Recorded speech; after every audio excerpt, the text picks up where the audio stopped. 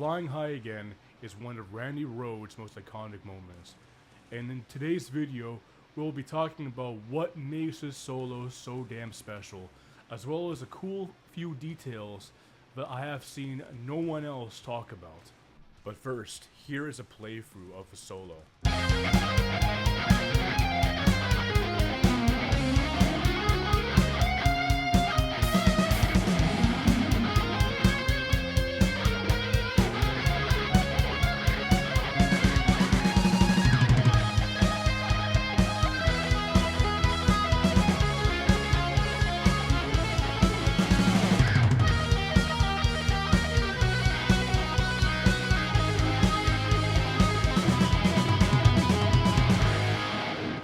So this song is an E-flat standard tuning. However, I will be referring to all the notes on the guitar as if we were in E standard tuning. So the first bar of the solo is in the first position of the F sharp minor pentatonic scale, here at the 14th fret, like this.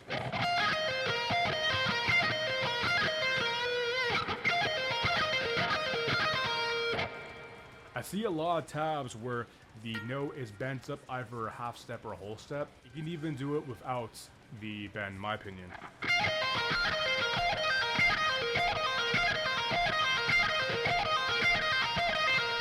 So I have my pick in a downward pick slanting orientation right now.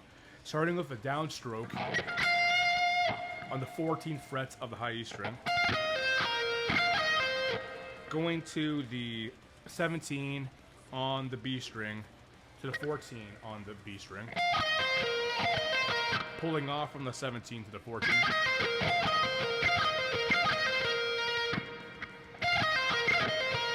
And I'm starting off with a downstroke on the 14 on the high E string. Next two strings, however, are played with an upstroke like this. So bar 2 of the solo is a descending pattern that combines the F sharp Aeolian mode as well as the F sharp blues scale.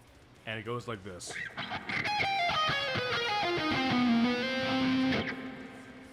So I see a lot of people play it all alternate bit. As far as I'm concerned though, it would be more efficient to play this lick, at least the first 3 strings of the lick, going down, up, pull off, like this.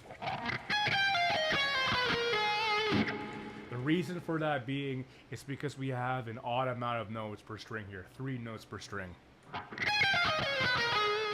Playing it like this will allow you to keep your pick in a downward pick slant orientation. So again, like this.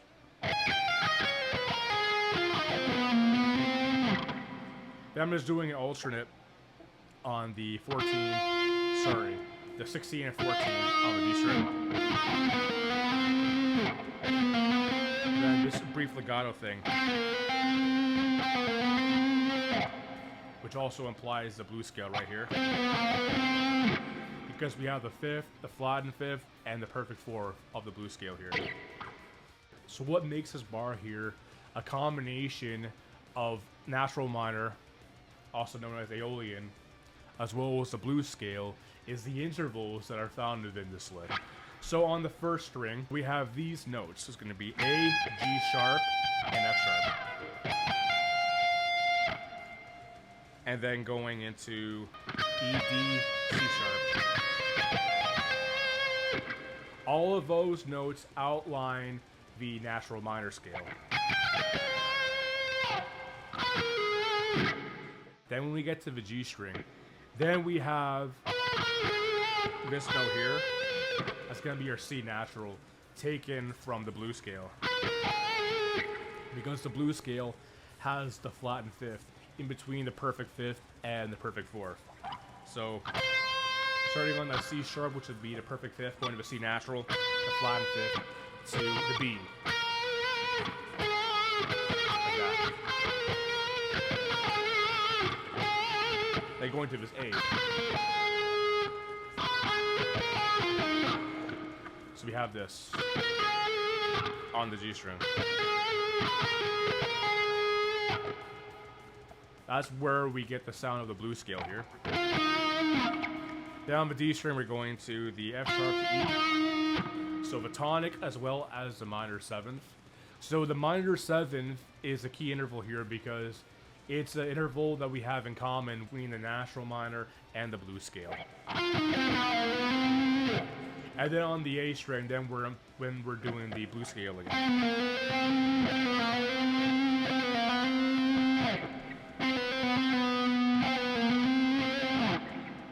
So that's a more of the Yngwie approach to picking, since we have, at least on the first 3 strings, an odd grouping of notes. It's just way easier to get clean than if I were to alternate pick it. Because the pick is going to be getting caught between the strings when we're playing an odd grouping of notes such as 3.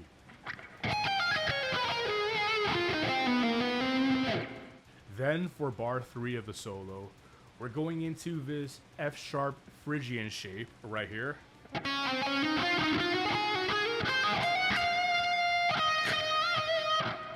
However, the bass is playing a D note. This creates a temporary D major type of sound.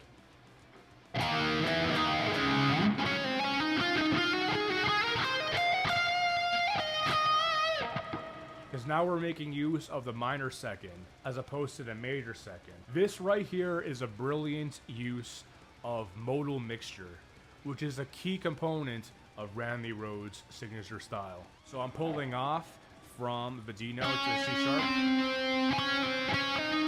then hammering on from D to E, going to F sharp on the G string,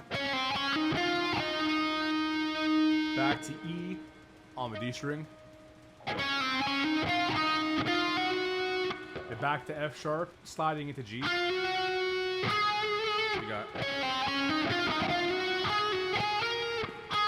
Then we're doing a pull off from the A to the G.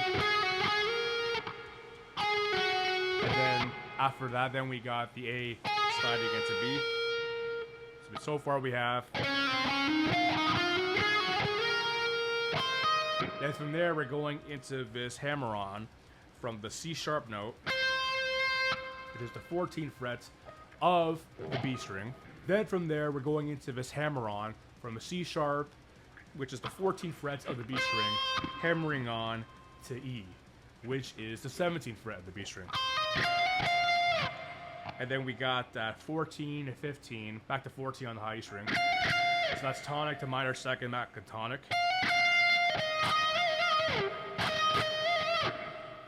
And again, because we have a D in the bass, combined with the fact that we're playing an F-sharp Phrygian shape, that creates a D major type of sound, at least for this 3rd bar.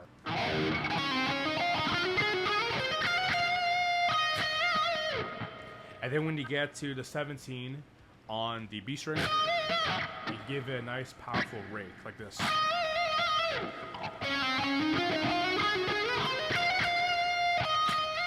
And this F-sharp Phrygian shape carries over into bar 4 of the solo, which consists of an ascending walking bass line.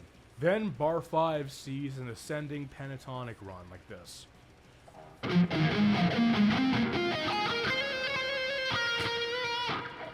So this here is by far the weirdest part of the solo, because we have a lot of rolls here with the index and ring fingers like this.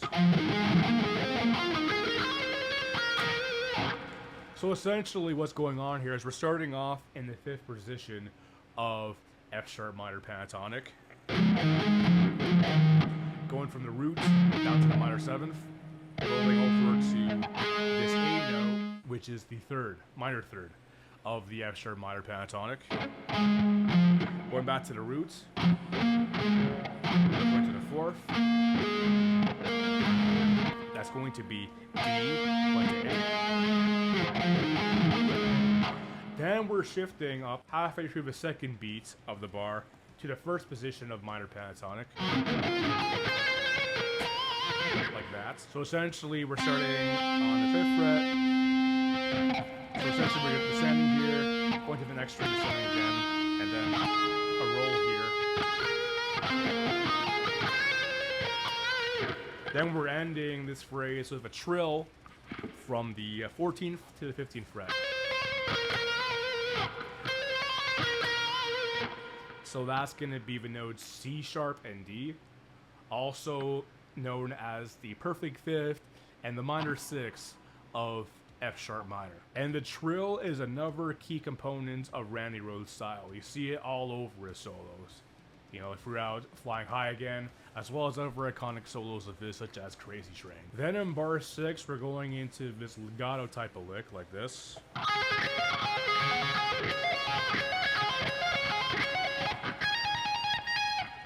So for this bar, bar 6, we're implying a D major 7 type of sound, because the bass, first of all, is playing a D note,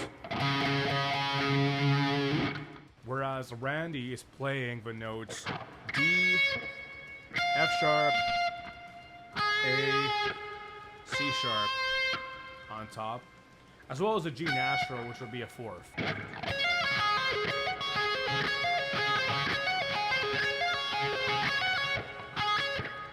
And with this lick here, you want to be able to roll between the B and high E strings with your index finger to get a nice clean transition between these two strings.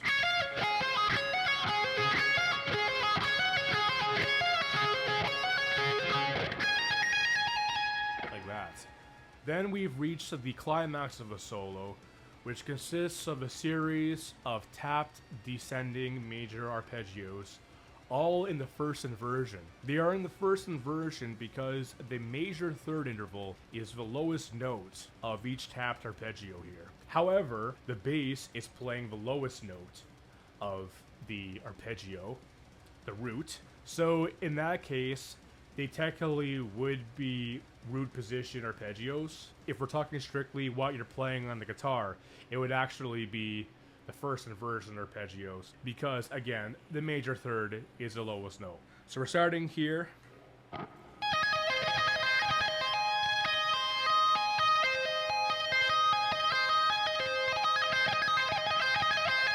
Which would be an A major arpeggio.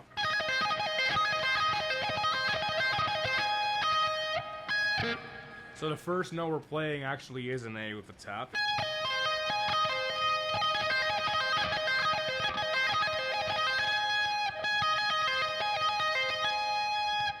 And it's just the exact same sequence all the way through throughout all the arpeggios. So tap, tap, pull off.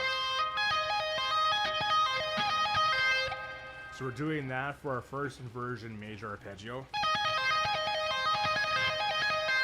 Then we're going into an F major first inversion arpeggio on the B string.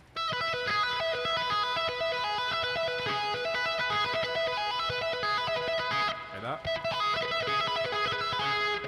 So that's going to be the 18th frets with your middle finger tapping onto the B string. To the 13 on the B string. Pulling off to the 10, hammering on back to 13. Then from there we're going to a D major arpeggio. Again, first inversion, because the major third is the lowest note that we're playing here. So that's going to be frets 19, 14, and 11 on the G string. Exact same pattern. Then we're going to a B flat major arpeggio on the D string. So that's going to be 20 with your tap. Going to 15 and 12 on the D string. So before I continue with the last four chords, or last four arpeggios of this tapping section, I want to point out something that's really cool about this part of the solo, but I have not seen a single person talk about before, and it's the fact that Randy Rhoads is outlining chromatic medians here. So what a chromatic median is when you take the same chord quality, either major or minor, and then you move it a major or minor third away. So essentially, we're taking major triads, and then we're moving them in a series of thirds. So anyways, the pattern kind of breaks a little bit here for the last 4 arpeggios, because now we're going up a tritone to E, and then we're repeating the pattern again, descending in thirds using our first inversion major shape. So then we're shifting positions to here, where your middle finger is going to be tapping the 12th frets,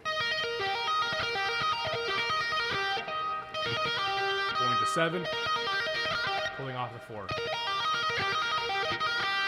Then we're going to a C major arpeggio right here, with your middle finger tapping at the 13th fret of the B string. Going to an A major arpeggio, so your middle finger tapping here at the 14th fret of the B string. Going here to an F major arpeggio, with your middle finger tapping the 15th fret of the D string, like this. Also, a technique consideration to keep in mind with your index finger when you're playing these tapped arpeggios. You want to make sure you have a little bit of the skin of your index finger muting out the high E string, as well as the side of your right hand to mute out the lower strings. That's going to help make these tapped arpeggios as clean as possible. Also, I am available for private one-on-one guitar lessons. So if you're looking for some help to improve your lead guitar playing, rhythm guitar playing, or even songwriting, I'm here to help, so reach out to me via email at rickgalbusmusic@gmail.com. Alright guys, that's it for today's video. Thanks so much once again for all your support. Be sure to visit my website www.rickgalbus.com, where you can learn about my services as a guitar teacher, as well as to check out my music under the name Malice Divine on Spotify and right here on YouTube.